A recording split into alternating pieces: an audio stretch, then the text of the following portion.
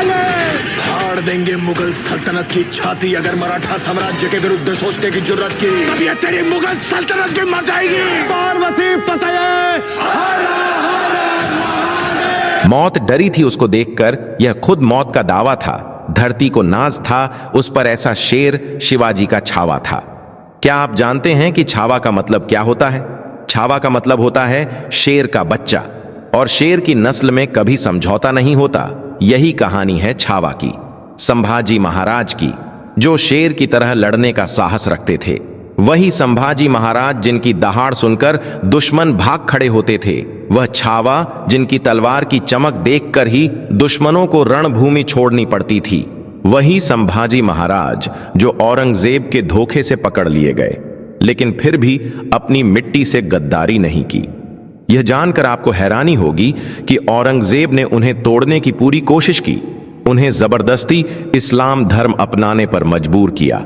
उनकी यातनाओं की कोई सीमा नहीं थी। उनके नाखूनों को एक एक करके उखाड़ा गया, उनकी उंगलियां काट दी गईं, उनके शरीर के टुकड़े किए गए, उनकी आंखों में गरम लोहे की सलाखें डाल दी गईं, कटे हुए घावों पर नमक रगड़ा गया, शहर में घुमाकर अपमानित किया गया। लेकिन छावा फिर भी झुके नहीं। औरंगजेब ने संभाजी महाराज के शरीर को टुकड़ों में काट दिया, लेकिन उनकी हिम्मत और हौसले को तोड़ने की हिम्मत नहीं जुटा सका। औरंगजेब ने जब उनसे कहा कि इस्लाम कबूल कर लो, जान बच जाएगी, तो शेर के बच्चे छावा ने जवाब दिया, औरंगजेब, तुम मराठों में शामिल हो जाओ, तुम्हें अपना धर्म भी बदलने की जरूरत नहीं पड़ेगी। यही थे संभाजी महाराज। और इसीलिए वकील कौशल की फिल्म छावा सिर्फ एक फिल्म नहीं, बल्कि शौर्य, बलिदान और अजय पराक्रम की गाथा है। यह वह कहानी है जिससे हमारे देश का एक बड़ा हिस्सा अब तक अनजान है। यह वह गाथा है जो हमें बताती है कि हमारे स्वराज के लिए हमारे वीरों ने कितनी बलिदान दिए हैं। इसे समझने के लिए आपको अपने स्कूल के दिनों में लौटना होगा। पहले 5वीं कक्षा में एक किताब हुआ करती थी, भारत की महान विभूतियां। इसमें हमारे वीरों की गाथाएं थीं। शिवाजी महाराज का भी एक अध्याय था। सिंहगढ़ किले को औरंगजेब से छुड़ाने की कहानी थी।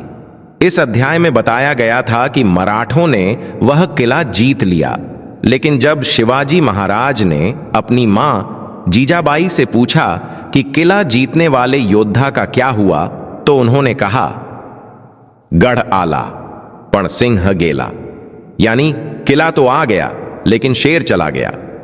यह शेर कोई और नहीं बल्कि किलेदार तानाजी मालुसरे थे।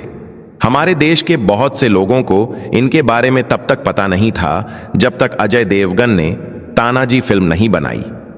अब सोचिए, एक ऐसा योद्धा जिसने औरंगजेब को हराया, सिंहगढ़ किले पर कब्जा किया, उसके बारे में ही देश के लोगों को जानकारी नहीं थी। और तानाजी ही अकेले नहीं हैं, ऐसे और भी कई योद्धा थे, जैसे पेशवा बाजीराव बल्लाल।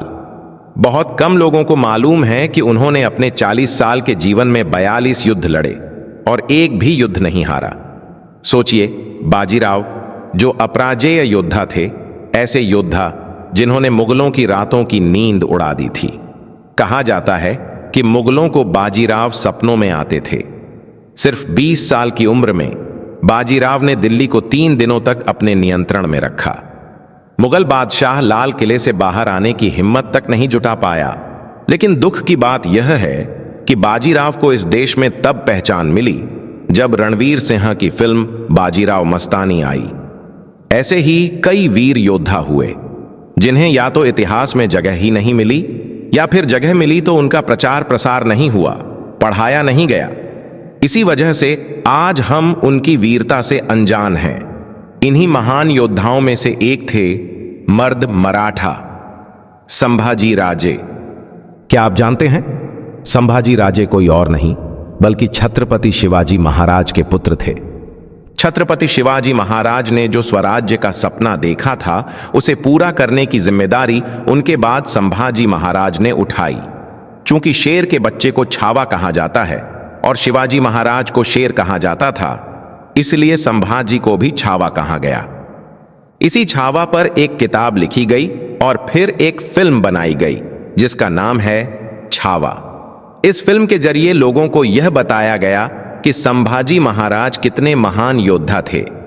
इतिहासकारों का मानना है कि पिछले कई दशकों में छत्रपति संभाजी महाराज को योजनाबद्ध तरीके से भुला दिया गया, जबकि छत्रपति शिवाजी महाराज के बाद धर्म, संस्कृति और राष्ट्र की रक्षा के लिए अपने प्राणों की आहुति देने वाले वे एक महान योद्धा थे। संभाजी महाराज की वीरता को खुद औरंगजेब ने स्वीकार किया था। हालांकि मुगल इतिहास में उनका जिक्र जरूर मिलता है, लेकिन हमारे पाठ्य पुस्तकों में उन्हें लगभग गायब ही कर दिया गया। यही वजह है कि जब यह फिल्म आई तो लोगों के मन में सवाल उठा कि जिस वीर ने इतनी यातनाएं सही, जिसने दुखों की पराकाष्ठा को सह लिया, जिसने देश के साथ गद्दारी नहीं की, उसे स्कूलों में पढ़ाया क्यों नहीं जाता। आज भी कई लोग इतिहास पर सवाल उठा रहे हैं।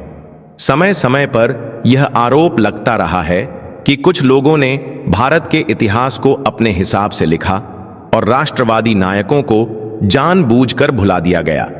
औरंगजेब की क्रूरता को छिपा दिया गया, लेकिन संभाजी महाराज जैसे योद्धाओं का जिक्र तक नहीं किया गया।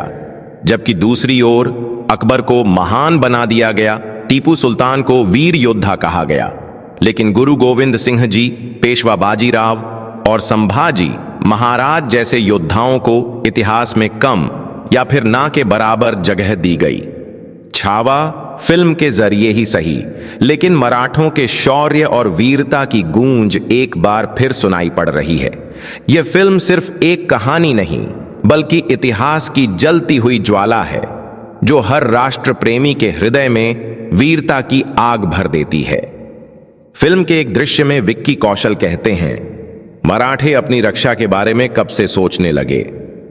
मराठों ने जब भी अपनी जान दी है, वह स्वराज की रक्षा के लिए दी है। शिवाजी महाराज के लिए दी है। जो सिर सिर्फ मातृभूमि के आगे झुकता है, वह दुश्मन के आगे झुक नहीं सकता। हम मराठा हैं। स्वराज का यह सिंहासन हजारों मराठों के त्याग और बलिदान से बना है। स्वराज सिर्फ एक व्यक्ति की इच्छा नहीं, बल्कि अनेक लोगों को सुरक्षित रखने के लिए ईश्वर की योजना है। संभाजी महाराज वह योद्धा जिन्होंने स्वराज के लिए सब कुछ कुर्बान कर दिया। वह मराठा साम्राज्य के दूसरे छत्रपति और छत्रपति शिवाजी महाराज के उत्तराधिकारी थे। संभाजी महाराज अपनी वीरता और विद्वता के लिए प्रसिद्ध थे। आपको यकीन नहीं होगा, लेकिन महज 13 साल की उम्र में उन्हें 13 भाषाएं आती थीं। अपने कम समय के शासन में उन्होंने 120 युद्ध लड़े, और खास बात यह थी कि 120 के 120 युद्ध उन्होंने जीते। जबकि मुगलों की सेना संख्या में कहीं बड़ी थी, लेकिन संभाजी महाराज के कुशल नेतृत्व और गुरिल्ला युद्ध की निपुणता ने मराठों के भगवे ध्वज को हमेशा ऊंचा रखा। इतिहास कहता है कि संभाजी महाराज के पराक्रम से औरंगजेब इतना परेशान था कि उसने कसम खाई थी, जब तक संभाजी राजे पकड़े नहीं जाते तब तक वह अपने सिर पर मुकुट नहीं पहनेगा। यह बात शिवाजी सावंत की किताब और विक्की कौशल की फिल्म में भी दिखाई गई है। संभाजी महाराज सिर्फ वीर ही नहीं, बल्कि विद्वान भी थे।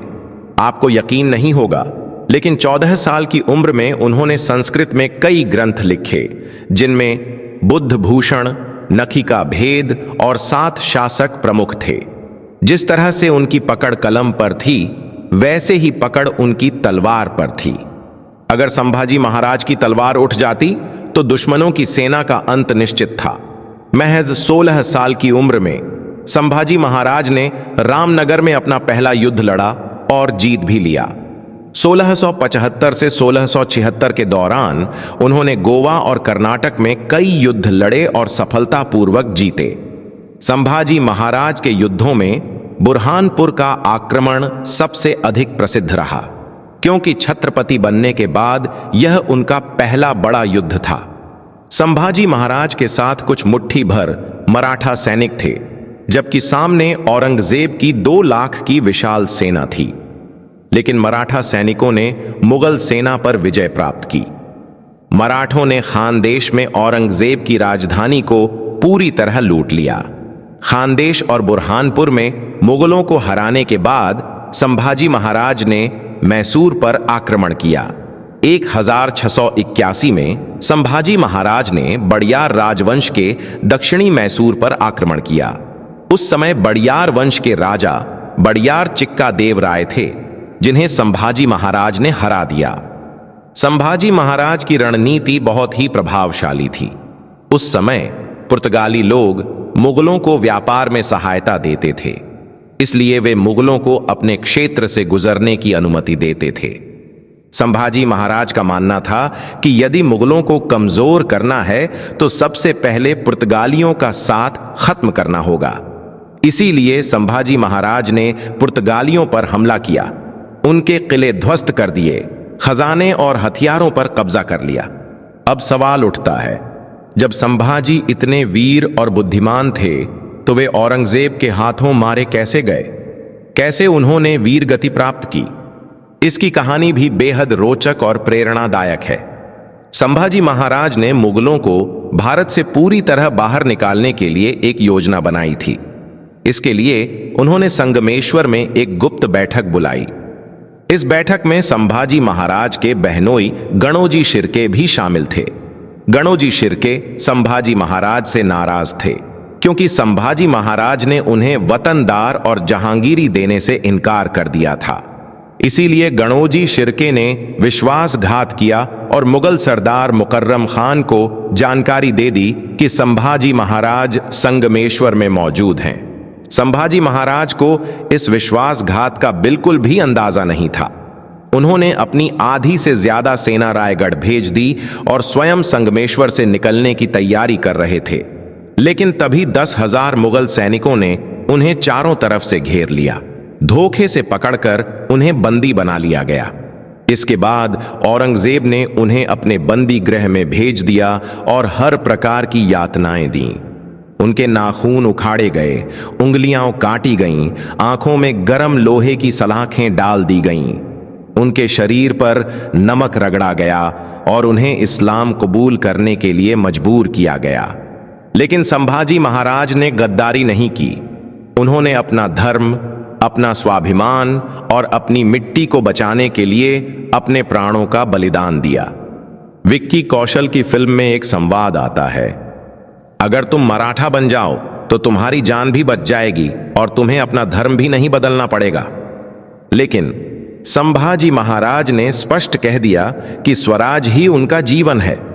स्वराज केवल किसी एक धर्म का नहीं, बल्कि भारत के हर व्यक्ति का सपना है। बड़ा अजीब लगता है कि हमें ऐसे महान योद्धाओं के बारे में तब क्यों पता चलता है जब कोई फिल्म बनती है या कोई विवाद होता है। हमारी पीढ़ी को ऐसे वीरों की कहानियां क्यों नहीं सिखाई गईं? हैरानी की बात है कि आज की युवा पीढ़ी को पता ही नहीं कि स्वराज के लिए लड़ने वाले वीरों में संभाजी महाराज भी थे। उन्होंने स्वराज की रक्षा के लिए अपने प्राणों की आहुति दी। औरंगजेब की क्रूरता भी उन्हें डरा नहीं सकी। अंतिम समय में भी संभाजी महाराज की आंखों में डर का नामो निशान तक नहीं था। ऐसे ही योद्धा तो भारत को भारत बनाते हैं। वे हमें यह सिखाते हैं कि भारत की भूमि सिर्फ शास्त्रों की नहीं, बल्कि शस्त्रों की भी भूमि है, जहां वीर योद्धाओं की तलवार उठते ही दुश्मनों की सेना थर थर कांपने लगती थी। छावा सिर्फ एक कहानी नहीं है, बल्कि एक प्रेरणा है। अगर आपने छावा की कहानी नहीं जानी तो कोई बात नहीं। हम सब भी उसी दुर्भाग्यपूर्ण दौर में बड़े हुए जब यह इतिहास हमें नहीं पढ़ाया गया। लेकिन अब जब यह कहानी सामने आई है तो हमारी भी जिम्मेदारी बनती है कि इसे अधिक से अधिक लोगों तक पहुंचाए। हमने अपना काम किया, अब आपकी बारी है। छत्रपति शिवाजी महाराज की जय, भारत माता की जय, जय हिंद, जय भारत।